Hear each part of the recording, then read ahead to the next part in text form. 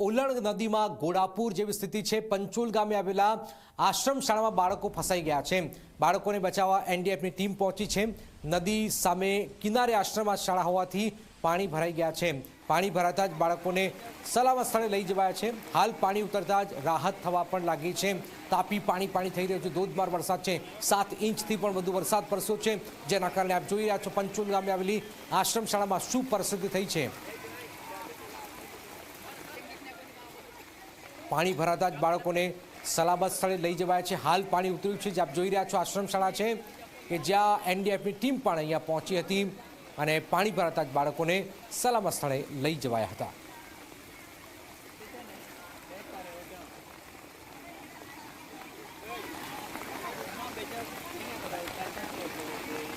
તાપી જિલ્લામાં સવારથી જ વરસાદે ધમાકેદાર એન્ટ્રી કરી હતી અને જેની સીધી અસર ડોલવણ તાલુકામાં દેખાઈ રહી છે। ડોલવણ તાલુકામાંથી પસાર થતી જે ઝાખરી છે, મીંઢોળા છે, પૂણા છે અને જે નદીઓમાં ભરપૂર પાણી આવ્યા છે। હાલ આપણે ઓલણ નદીના કિનારે તટ ઉપર છે અને આ ઓલણ નદીમાં ભરપૂર પાણી આવવાની સાથે જે નીચાણવાળા વિસ્તારોમાં પાણી ભરાઈ ગયા હતા તો કેટલાક ઘર વકરીને પણ નુકસાન થયું હતું। આ ઓલણ નદીના જે પેલે પાર આશ્રમ શાળા આવેલી છે, પંચોલ આશ્રમ શાળામાં 200 જેટલા વિદ્યાર્થીઓ ફસાયા હતા। તંત્ર દ્વારા ઘણી મહેનતો ત્યાં બાળકો પાસે પહોંચવાનો પ્રયત્ન કર્યો હતો, પરંતુ પાણીનું વહેણ વધારે હોવાના કારણે તંત્ર પહોંચી નહીં શક્યું હતું। પરંતુ હાલની વાત કરીએ તો હાલ જે એનડીઆરએફની ટીમ છે ત્યાં પહોંચી ગઈ છે, આશ્રમ શાળાઓ પર પહોંચી ગઈ છે અને આશ્રમ શાળા પર જે બાળકો છે તેને બચાવવાની કામગીરી શરૂ કરી દેવામાં આવી છે। વાત કરીએ તો 200 જેટલા બાળકો જે ફસાયા હતા, જે સ્ટાફો ફસાયા હતા, જેને બચાવવા માટે હાલ એનડીઆરએફની ટીમ ઘટના સ્થળે પહોંચી ગઈ છે। તંત્ર દ્વારા બાળકોને સલામતીના ભાગરૂપે પહેલા માળે ખસેડી દેવામાં આવ્યા હતા અને બાળકો માટે જમવાની પણ વ્યવસ્થા કરી દેવામાં હતી। હાલની વાત કરીએ તો હાલ એનડીઆરએફની ટીમ જે આશ્રમ શાળા પર પહોંચીને બાળકોને સલામત સ્થળે ખસેડવાની કાર્યવાહી હાથ ધરવામાં આવી રહી છે। નરેન્દ્ર ભુવેચિત્રા, જી મીડિયા, તાપી। તાપી જિલ્લામાં ધોધમાર વરસાદ છે। વ્યારા શહેર જનરલ હોસ્પિટલમાં પાણી ભરાઈ ગયા છે। હોસ્પિટલના કેમ્પસમાં પાણી ભરાતા દર્દીઓને હાલાકી છે। દર્દી તેમજ સગા સંબંધીઓને સમસ્યા વધી છે। ધોધમાર વરસાદ વચ્ચે જનજીવન પ્રભાવિત થઈ ગયું છે। આપ જોઈ રહ્યા છો તાપી જિલ્લામાં જે રીતે વરસાદ છે, હોસ્પિટલ પણ પાણી થઈ ગયું છે। વ્યાપક મુશ્કેલીનો સામનો પણ આમ જનતાને કરવો પડી રહ્યો છે। પાણી નહીં ભરાય, બોલ કઈ યાદ ભૂલી ગયો। તાપી જિલ્લામાં પડેલા વરસાદથી જળબંબાકાર। વ્યારા શહેરના દાદરી ફળિયા નવી વસાહતમાં પાણી છે। વરસાદ તેમજ મીંઢોળા નદીમાં પાણીની આવક થતાં જ પાણી ભરાઈ ગયા છે। પાણી ભરાતા સ્થાનિકોની સમસ્યામાં પણ વધારો જોવામાં આવી રહ્યો છે। તાપી જિલ્લામાંથી પસાર થતા નેશનલ હાઈવે પર પાણી ભરાઈ ગયા। કાટગઢ ગામની સીમમાં પાણી ભરાતા હાઈવે બંધ થયો છે। હાઈવે બંધ કરવામાં આવતા ટ્રાફિક જામ થયો હતો। સોનગઢ સુરત હાઈવે પર પાણી છે। નેશનલ હાઈવે નંબર 53 પર પણ પાણી ફરી વળ્યા હતા। તો આપ જોઈ રહ્યા છો તાપીમાં ધોધમાર વરસાદ અને નેશનલ હાઈવે પર પણ પાણી ભરાઈ ગયા છે। હાઈવે બંધ કરવામાં આવતા ટ્રાફિક જામ પણ સર્જાયો। તો આપ જોઈ રહ્યા છો ટ્રાફિક જામ જે પરિસ્થિતિનો સામનો કરવો પડ્યો છે, કારણ કે ધોધમાર વરસાદ, હાઈવે પર પાણી થયા। થોડા સમય માટે આ હાઈવેને બંધ પણ કરવામાં આવ્યો છે।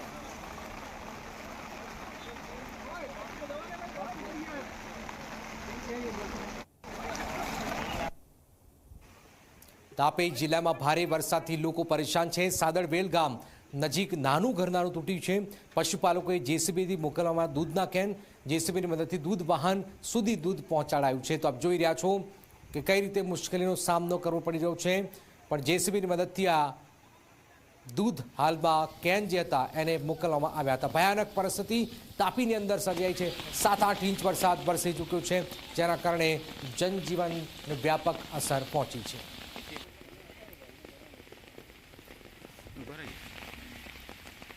તાપી જિલ્લામાં ભારે વરસાદ। સાદળવેલ ગામ નજીક નાનું આ ઘરનાળું તૂટ્યું છે। પશુપાલકોએ જેસીબીથી દૂધના કેન મોકલ્યા છે, જેસીબીની મદદથી દૂધ વાહન સુધી પહોંચાડ્યું છે। તાપીમાં 7 થી 8 ઇંચ વરસાદ છે। નરેન્દ્ર મારી સાથે જોડાયા છે। નરેન્દ્ર, શું પરિસ્થિતિ છે તાપીની? ચોક્કસથી જણાવી દઉં કે તાપી જિલ્લામાં જે રીતે વરસાદ પડી રહ્યો છે, વરસાદ પડવાના સાથે જે નદી નાળાઓમાં ભરપૂર પાણી આવ્યા છે અને પાણી આવવાના સાથે જે નદી કિનારાના જે ગામો છે તેમાં પાણી ભરાઈ ચૂક્યા છે। વ્યારા નગરની વાત કરીએ તો વ્યારા નગરમાં પણ મીંઢોળા નદીના પાણી ફરી વળવાના કારણે અમુક વિસ્તારોમાં દાદરી પડ્યું છે, નવી વસાહત છે ત્યાં પાણી ફરી વળ્યા છે। હાલની વાત કરીએ તો હાલ પણ જે હાઈવે નંબર 56 છે, જે શામળાજી વ્યારાથી શામળાજી જતો રસ્તો છે, રસ્તા ઉપર પણ પાણી ફરી વળ્યા છે, જેના કારણે વાહનોની લાંબી લાઈનો લાગી ગઈ છે, ટ્રાફિક જામ થઈ ગયા છે। પોલીસ તંત્ર દ્વારા પોલીસના માણસો પણ ઘટકી દેવામાં આવ્યા છે। વાત કરીએ તો તાપી જિલ્લામાં જે રીતે વરસાદ પડી રહ્યો છે, તે તાપી જિલ્લામાંથી પસાર થતી પૂર્ણા, અંબિકા, ઝાખરી, મીંઢોળા નદીમાં ભરપૂર પાણી આવવાના કારણે નદીઓ ગાંડી તૂર બની છે અને આ પાણી જે ધીરે ધીરે જે ગ્રામ્ય વિસ્તારોના જે લો લેવલ પુલોમાં ગરકાવ થઈ ગયા છે। હાલની વાત કરીએ તો હાલ તાપી જિલ્લામાં અવિરત વરસાદ વરસવાના કારણે લોકો ભારે મુશ્કેલીમાં મુકાયા છે। બિલકુલ બિલકુલ, આભાર નરેન્દ્ર। તો આપ જોઈ રહ્યા છો કે હજુ પણ આ મુસીબતનો સામનો આમ જનતાને કરવો પડી રહ્યો છે। અનેક ગામોમાં પાણીના કારણે વ્યાપક મુશ્કેલીનો સામનો કરવો પડી રહ્યો છે।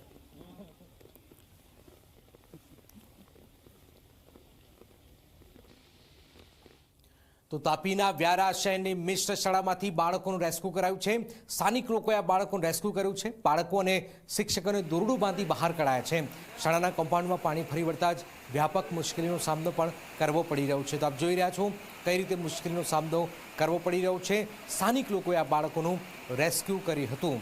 મેઘમહેર તાપીની અંદર તાપીમાં જે રીતે વરસાદ વરસ્યો છે, શાળાના કમ્પાઉન્ડમાં પાણી ફરી વળતા જ આ બાળકોને અને શિક્ષકોને દોરડું બાંધી બહાર કઢાયા હતા। વ્યારા શહેરની આ મિશ્ર શાળામાં આપ જોઈ રહ્યા છો, શાળામાંથી બાળકોનું અને શિક્ષકોનું રેસ્ક્યુ કઈ રીતે કરાયું છે। બાળકો અને શિક્ષકોને દોરડું બાંધી બહાર કઢાયા હતા। શાળાના કમ્પાઉન્ડમાં પાણી ફરી વળતા જ આ મુશ્કેલીનો સામનો કરવો પડ્યો છે। તાપીમાં જે રીતનો વરસાદ છે, 7-8 ઇંચ વરસાદ વરસી ચૂક્યો છે, જેના કારણે મુશ્કેલીનો સામનો તાપીની જનતાને કરવો પડી રહ્યો છે।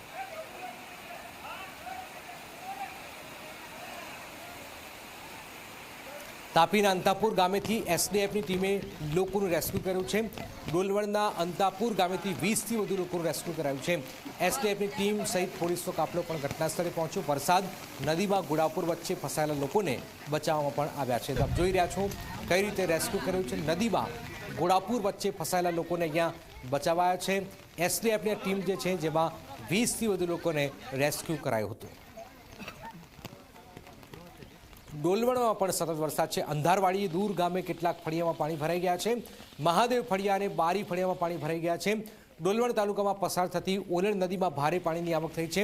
ઓલણ નદીના પાણી કિનારા પર વસતા લોકોના ઘર સુધી પહોંચ્યા છે। ઘરમાં પાણી ભરાઈ જતા જ ઘર વખરીને નુકસાન થયું છે। ડોલવણ આશ્રમમાં પણ પાણી ભરાઈ ગયા છે। તો આપ જોઈ રહ્યા છો શું પરિસ્થિતિનું નિર્માણ થયું છે। મહાદેવ ફળિયા અને બારી ફળિયામાં પાણી ભરાતા જ લોકોને વ્યાપક મુશ્કેલીનો સામનો કરવો પડી રહ્યો છે।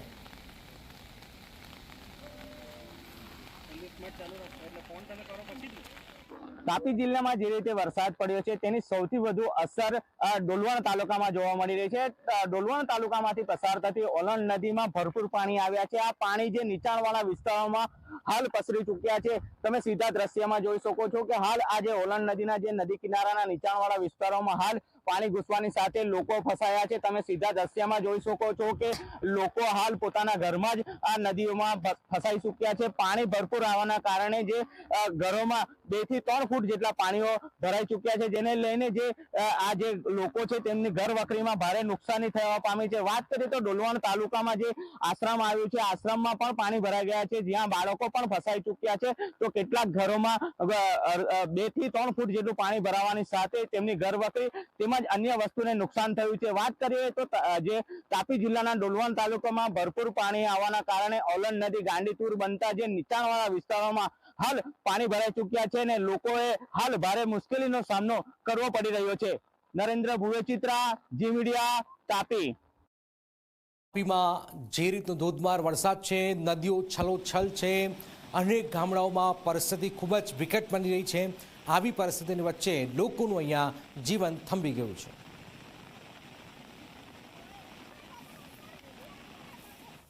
તાપી જિલ્લામાં સવારથી મેઘરાજાએ ધમાકેદાર એન્ટ્રી કરી છે, જેને લઈને જે નીચાણવાળા વિસ્તારોમાં પાણી ભરાઈ ચૂક્યા છે।